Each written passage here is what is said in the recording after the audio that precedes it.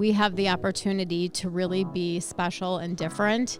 And whether that's centralizing our home office for human resources, where all of our associates, whether it's a caregiver, a dishwasher, they learn about our mission and what's important to us. And that's their first experience with the company. You're listening to Bridge the Gap Season 5, a podcast dedicated to informing, educating, and influencing the future of housing and services for seniors. Powered by sponsors AccuShield, Connected Living, Hamilton Captel, Inquire, One Day, LTC REIT, It's Never Too Late, Meridian Capital Group, Solinity, The Bridge Group Construction, and produced by Solinity Marketing.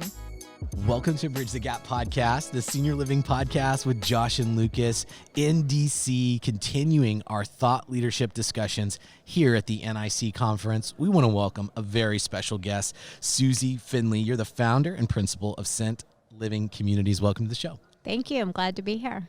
Yes, we have followed each other on LinkedIn for so long. We've tried to connect in the past and it hasn't totally lined up, and we're really excited to finally have you on the show because we love what your company is doing, because we get to see all the posts and the new developments and the culture that you're building. Thank you. Thank you. Well, I'm really excited to be here. I'm glad that you've been following. For us being local just to Colorado, sometimes people don't know the name of our company, and they certainly do in Colorado. So we're excited to share our story with you today. Totally. So give us a makeup of your territory, your footprint, the type of care, the type of communities that you're building. Sure.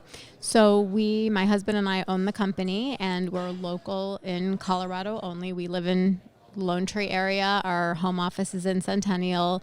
All of our communities are in the greater Denver area today, with plans to expand, but not outside of the state. We have independent living, assisted living, memory care. We no longer do skilled nursing as of 2016, although that was part of my background. And our home office team is made up of 10 of us, awesome team, and they do great work supporting our communities and have their areas of expertise in each of their positions. You know, this hasn't been an overnight success. You've actually been at this for a long time.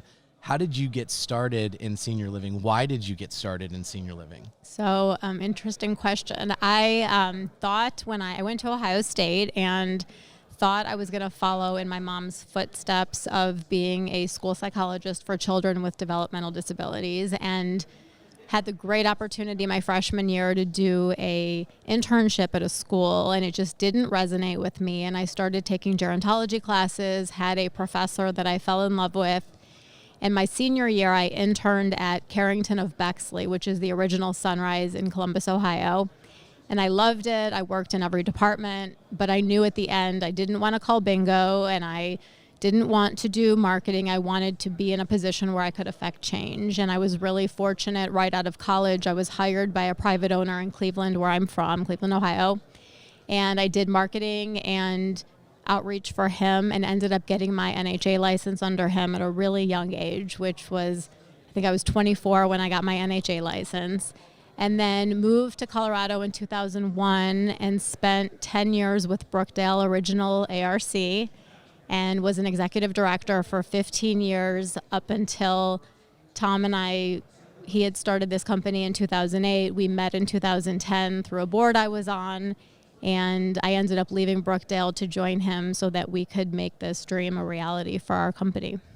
Well, super excited to learn more about you. I know our listeners, you guys have a pretty strong social media presence, as we were talking a little bit about that. So you've done really well with that. So I know so many people like us have followed you. But tell us a little bit more when you're thinking about your communities and then also the industry. Talk about challenges and opportunities, because we feel like the two kind of sometimes go hand in hand. So our industry is facing challenges like labor, things like that. But on those, what do you see as some of the biggest challenges that will also become opportunities for our industry, and how are you guys approaching that? I think for us, certainly, I spoke on an operators panel for Colorado Real Estate Journal a few weeks ago, and of course, labor was the topic of conversation for all of the panelists, and it is getting better, and we're excited to see our percentages for orientation actually show up for orientation that have been hired versus it was about 40-45% prior to now. And so it is definitely getting better. It's a huge concern for us as a company, and being a local company, locally owned company, we have the opportunity to really be special and different. And whether that's centralizing our home office for human resources, where all of our associates, whether it's a caregiver, a dishwasher, they all come through our home office to do orientation. It's the same. They learn about the culture of the company. We get to eat lunch with them. They learn about our mission and what's important to us. And that's their first experience with the company, and just being able to be local and hands-on. So our home office team is not on airplanes. They're not flying all over the country. They're able to go to all of our communities in a day if they want to.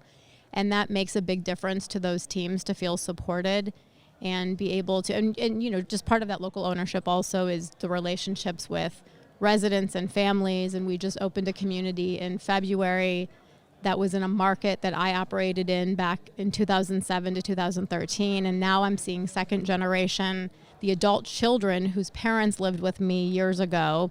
Now they're the ones that are going to be potential residents there and are potential residents. So it's really special, that local nature, and being geographically disciplined is what we've held on to, because I've got 20 years experience in the Denver market in senior living. And so those are relationships I can't replicate in another market. Well, I love that laser focused strategy, holding fast to that. So on the development front, I assume you guys are doing some development. I think you said you want to continue to develop out in Colorado specifically. What does that look like? I mean, there's a lot of talks about a lot of operators moving into different, I would say, untraditional senior living markets, doing active adult, things like that. So what does your development model look like going forward?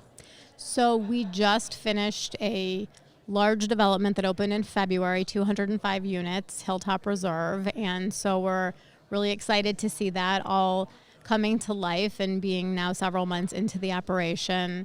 Development, we don't have anything active happening right now. We were working on a project. Construction costs, of course, just like staffing and labor, is a challenge right now. So we see our growth being through acquisitions and hopefully development. We would love to be able to work on a development. We love developing from the ground up and really being able to put our fingerprint on each area of the community.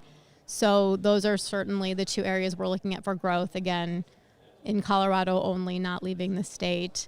And we like independent assisted living and memory care combined. We'll do an assisted living memory care. We typically stay away from a freestanding memory care. That's just not our niche. And we have reasons that we feel like we can't operate those in a way that we would feel good about. Yeah. So you said you were talking a lot about labor recently. Mm-hmm. Our listeners that are all that's on their mind everywhere right now, you seem to be doing a really good job at building the team culture. You're seeing improvements in your stats. Obviously, I think you kind of alluded to a more hands-on approach. Your team is able to service your communities maybe from a leadership standpoint a little bit better than not having to spend all their time in a windshield or an airplane. Outside of that, is there anything, cheat sheets, pointers that you can give to operators out there to help build their culture in a way that maybe they can experience some of the same improvement results that you're seeing? I think that you have to be able to deliver what you say you're going to deliver. You have to not just, show up quarterly or once a year or twice a year at your communities. You really have to ingrain yourself into them, and whether that means we had a concert a few weeks ago. We were there. Our kids were there. We were helping put away tables at the end of the night. I mean, they see us and they know that we are there. We'll roll up our sleeves and we're part of the team.